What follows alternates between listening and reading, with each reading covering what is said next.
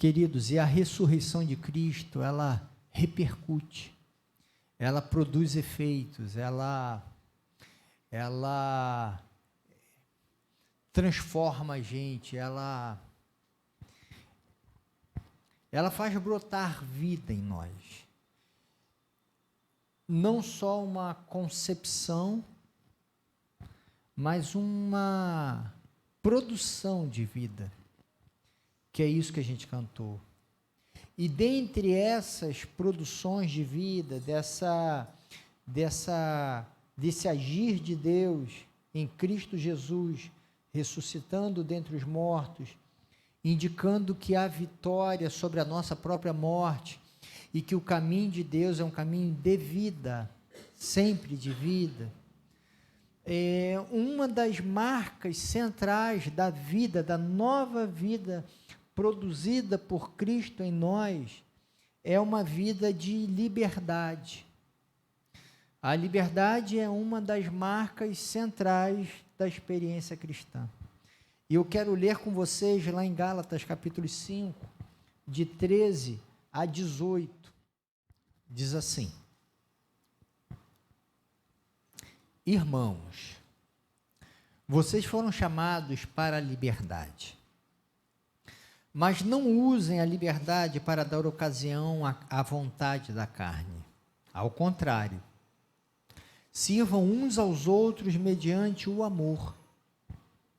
Toda a lei se resume num só mandamento: ame o seu próximo como a si mesmo. Mas se vocês se mordem, se devoram uns aos outros, cuidado para não se destruírem mutuamente. Por isso digo, vivam pelo Espírito, e de modo nenhum satisfarão os desejos da carne. Pois a carne deseja o que é contrário ao Espírito, o Espírito que é contrário à carne. Eles estão em conflito um com o outro, de modo que vocês não fazem o que desejam. Mas se vocês são guiados pelo Espírito, não estão debaixo da lei. E aqui eu quero destacar essa dimensão da liberdade nessa frase final aqui de Paulo no verso 17, falando que o Espírito é contrário à carne, eles estão em conflito um com o outro, de modo que vocês não fazem o que desejam. Porque a liberdade é a possibilidade de fazer o que deseja e de não fazer o que não deseja. Liberdade é liberdade para fazer e não fazer, de acordo com aquilo que acredita, que deseja. E o que o Paulo está falando é que a carne limita a liberdade. E, ao contrário, o Espírito impulsiona a liberdade. Tá? Na experiência cristã, na mensagem cristã, o que Jesus nos traz, por mais que pareça que isso que eu vou falar aqui é um vale tudo, mas não é não, muito pelo contrário, porque o que fundamenta, como disse Paulo aqui, resgatando Jesus, é o amor ao próximo. Então isso espalha para a vida inteira numa radicalidade imensa. Mas na experiência cristã não existem regras éticas, não existem regras religiosas, não existem regras litúrgicas. Nós somos livres de toda sorte de regras, de lei. É isso que Paulo fala lá no verso 18. Não estamos mais debaixo da lei que regrava, que falava assim, olha, você tem que fazer isso, você não pode fazer isso. Por quê? Porque agora a gente está direcionado para algo que é muito maior do que isso, que é o amar o próximo como a si mesmo. O que implica e dá densidade e gravidade a todos os atos que fazemos. Né? A todos os atos que fazemos. É por isso que não existe uma regra prévia dizendo você não pode isso ou você tem que fazer isso. Por quê? Porque no amor eu olho para o sujeito concreto, eu olho para o Lucas e falo assim, O modo de amar o Lucas é diferente do modo de amar o Moisés, porque são pessoas diferentes.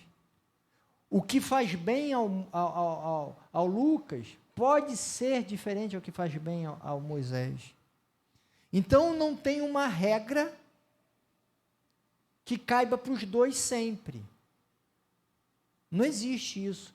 É por isso que quando a gente educa criança, a gente diz algumas coisas, quando educa adolescentes, a gente diz outras, e quando a gente educa adultos, a gente diz outras. E quando a gente diz, educa, né, vai ensinar adultos que estão marcados gravemente por vícios, a gente fala algumas coisas. Quando a gente vai educar, falar, ensinar adultos que estão mais amadurecidos na vida, mais livres, a gente fala outras coisas.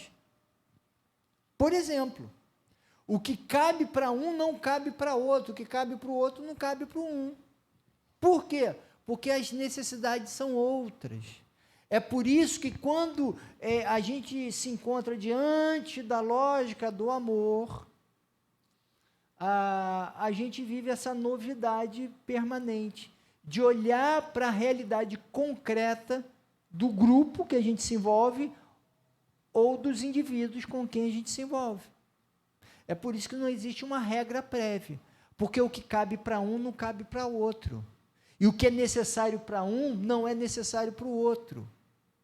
Entende? Não é que não exista nada, é porque existe muito, mas é um muito mais específico, porque é orientado pelo amor.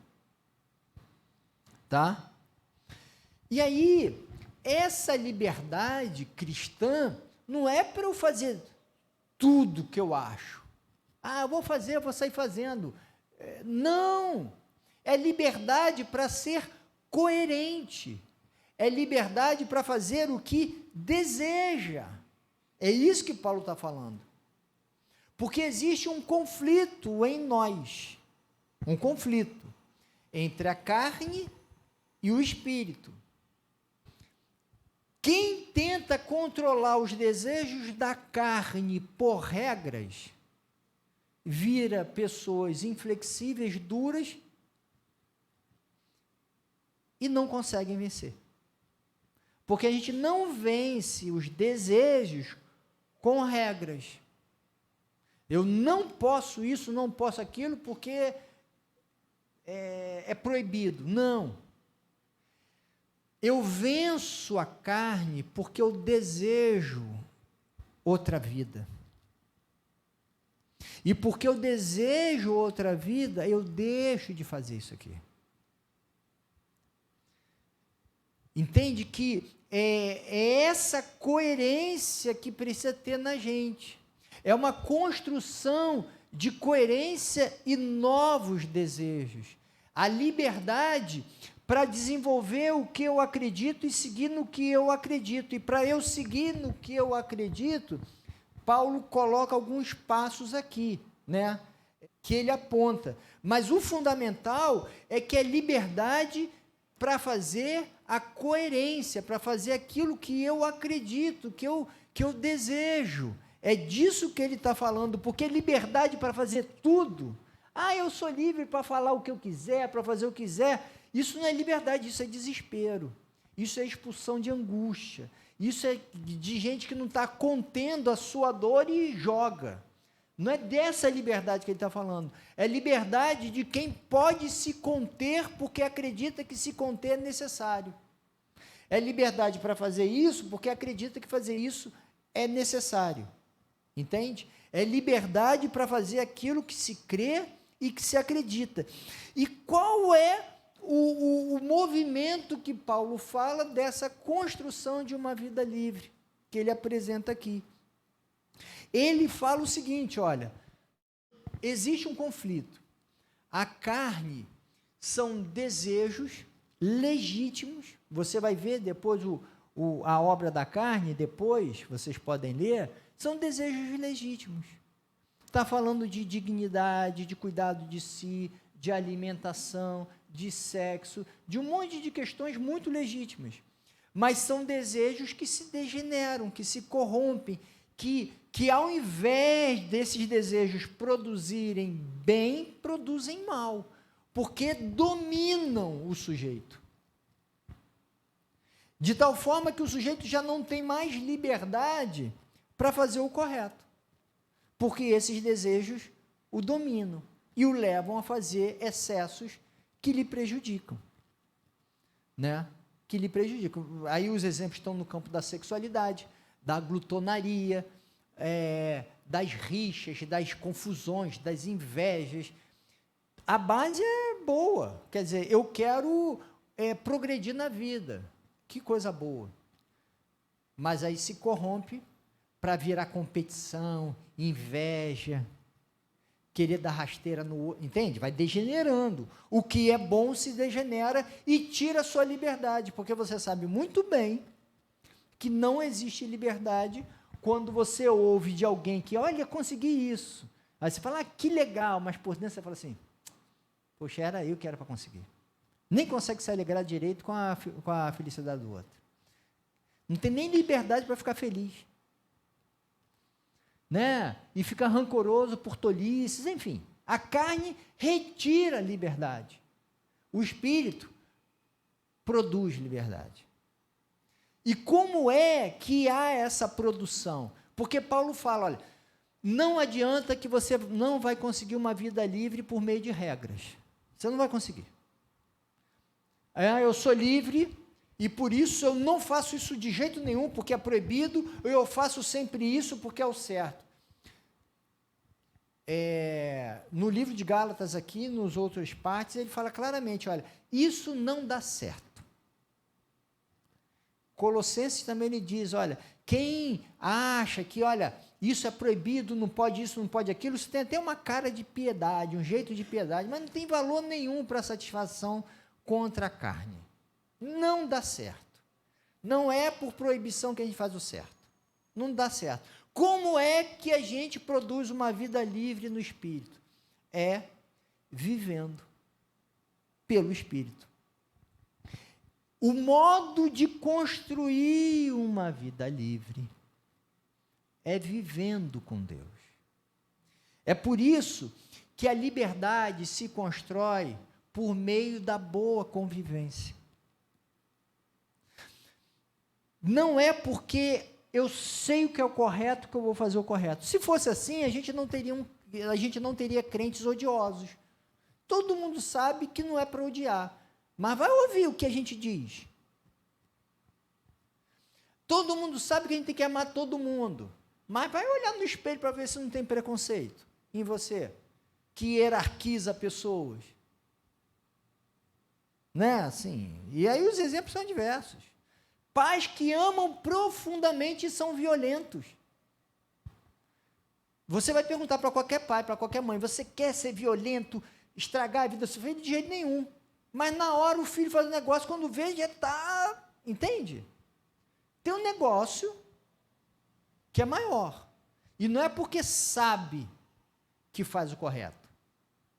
Né? Então não adianta a regra, porque não dá conta. A gente aprende a gostar daquilo que a gente convive. A gente aprende a gostar, óbvio que se for bom, né? A gente aprende a gostar das pessoas que a gente convive, se elas são minimamente agradáveis. A gente aprende a gostar e, na medida em que essas relações são satisfatórias, a gente quer cada vez mais se relacionar com elas. E na medida em que a gente se relaciona mais com ela, mais a gente gosta e mais a gente quer viver essa vida que é produzida nessa companhia. É por isso que a liberdade cristã e todo o fruto dessa liberdade, o amor, a paz, a alegria e por aí vai, ela decorre de uma entrega à relação com Deus. E de uma intensificação das outras relações na minha vida que produzam esse desejo por um bem viver, por uma vida coerente, por uma vida com Deus. É por isso, meus amados, que a vida não muda rápido. É por isso que, e isso eu lamento profundamente, que eu gostaria que a gente fosse mais rápido, mas eu não sou e nem você também. Não adianta pensar que você vai ser uma pessoa mais amável em uma semana. Ou uma pessoa mais corajosa em uma semana. Ou uma pessoa mais disposta a enfrentar, a ser mais misericordiosa, ou a enfrentar os desafios em uma semana. Não vai. Você pode participar de um evento que você saia motivadíssimo, e isso vai durar durante alguns dias. E é bom mesmo, não estou falando mal disso não. Só que não dura, porque não é assim.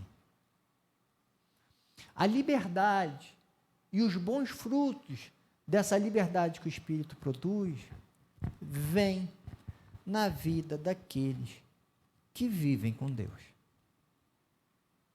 É nessa entrega a essa relação com Deus, diária, cotidiana, simples.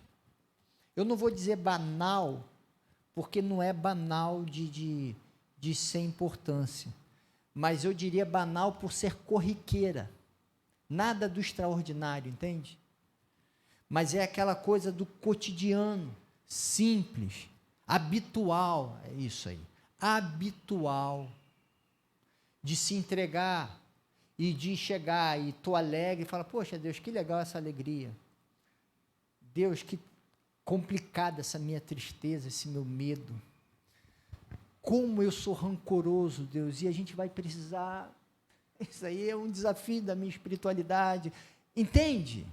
Desse hábito cotidiano de ver Deus como amigo, companheiro, e de se envolver com conteúdos na vida, que alimentem isso, entende?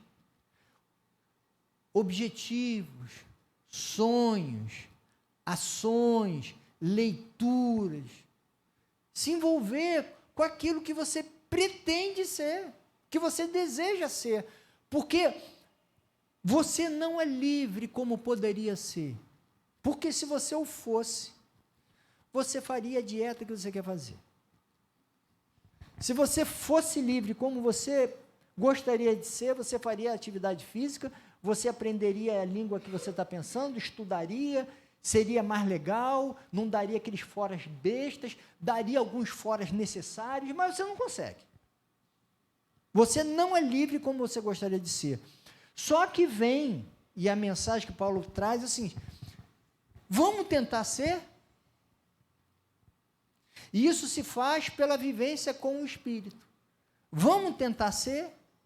Vamos tentar ser mais livre daquilo que você acredita que está alinhado ao desejo de Deus na tua vida? Vamos tentar ser? E é esse o convite que eu faço para você nesse primeiro domingo de 2024. Vamos tentar ser? Tentar ser um pouco mais livre em 2024? Não livre para fazer o que quiser, agora, não! Mas de que ser livre para fazer o que der na cabeça, assim, sem reflexão, não é isso. Mas é ser livre para fazer aquilo que você acredita. Que quando você para pensar, fala assim, olha, bem que eu queria. Se pudesse, eu queria ser mais assim. Quando você vê a continuidade do fruto do Espírito, você só vê coisa boa. O fruto de quem tem essa liberdade para ser é o amor, a paz, a alegria, a paciência, a bondade, a misericórdia, a amabilidade. E quando não dá certo para uma transformação muito grande, domínio próprio. Pelo menos fazer o errado você não vai fazer, você vai conseguir segurar. Né? O domínio próprio é a virtude de quem não conseguiu. Né? Porque você não precisa ter domínio para amar, para ser bondoso, para ter alegria. Mas até quando a coisa não completou, entendeu? Segurar para não fazer o errado. Então, meus amados, eu convido você a ter isso como desafio para 2024. Vamos tentar ser mais livres. Livres para fazer aquilo que a gente acredita. Livres para sermos mais marcados pelas boas marcas, pela bondade de Deus. De ser assim, ó, conduzido. Entendeu? Porque sozinho a gente não consegue. Tem até perna. Mas, ó, aí quando chega perto, consegue. Mas até chegar perto, tem que ser conduzido. É isso que Paulo está falando, que o Espírito faz. Ele vai conduzindo a gente. Aí quando chega pertinho, a gente consegue. A gente aprendeu. Então, meus amados, saiba que você queira ter mais paz esse ano. Eu sei que a gente tem que conquistar, tem que pagar boleto, tem que terminar curso, tem que isso, aquilo, aquilo outro. Mas que tem um sonho também de ter mais paz no coração, ser mais amoroso, ser mais paciente, ser mais coerente, ser mais corajoso, aprender a dizer que não gosta e que gosta, de abraçar e deixar de abraçar também, porque tem gente que a gente tem que se afastar. Sabe essas coerências do que a gente acredita?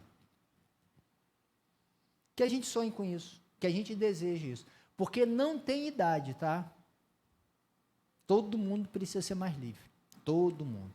Que Deus nos abençoe. E só há um caminho, não é com regra, é se envolvendo com as boas companhias, é se envolvendo com as boas ações. E a gente sabe que quem tem poder para ressuscitar e dar vida é Deus. Que a gente conviva com Ele. Então, ore ao Senhor nesse momento, coloque a sua vida diante dEle.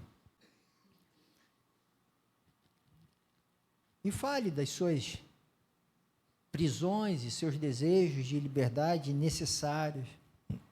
Coloque a sua vida diante dEle. Deus, o Senhor conhece todos nós.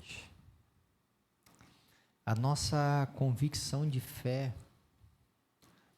é de que o Senhor é um Deus que nos ama, que nos conhece e que tem poder para agir em nós. Então eu peço, Deus, que o Senhor haja em nós, que a gente aprenda que as mudanças essenciais da vida não se dão de forma rápida. Elas decorrem são fruto de um caminhar contigo, porque isso que é fruto do Espírito. Então eu peço que eu acredite nisso e cada um aqui, Pai, e que a gente sonhe com uma vida de mais paz, Deus.